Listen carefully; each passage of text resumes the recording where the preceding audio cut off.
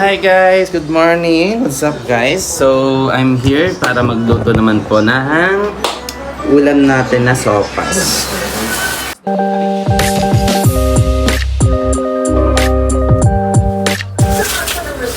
Atay, pagpapalasa kasi kapag may atay tayong ilalagay. So, this is... So, yan.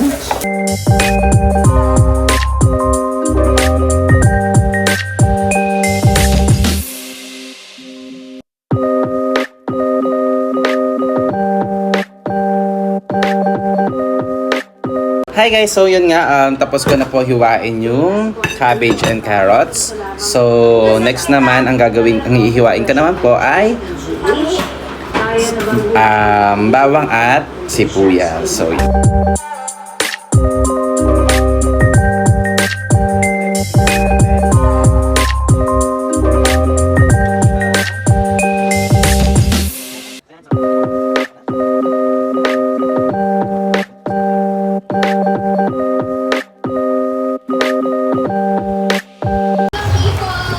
diba? Ang sarap, ang creamy niya. Mas preferred ko talaga si cowbell.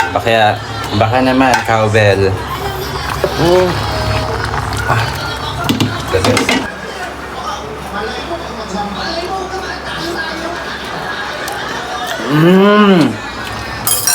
Perfect. Mamaya ipapakita ko sa inyo yung final na luto. Hey guys, so yun, nandito na yung mga food, so kakain na po tayo.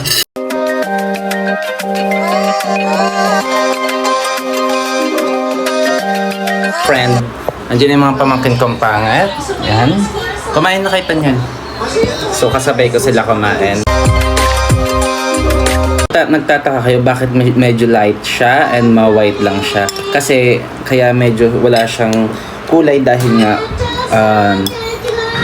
hindi nakabili ng hotdog. Kaya ang ginamit ko na lang is etong atay. Tikman na natin.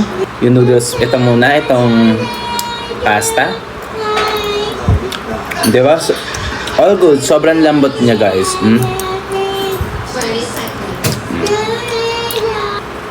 And the cabbage also, hindi ganun ka lutong-luto. Para, half cook lang siya. Ito yung mas goods. Kasi nga pag tumagal siya, lalambot din naman siya, kaya kailangan kapag nagluto ka, half cook lang. Masarap pala pag atay. Pero mas bad ko talaga pag may hotdog. Masarap. Gawin lang guys. Perfect yung gawa natin.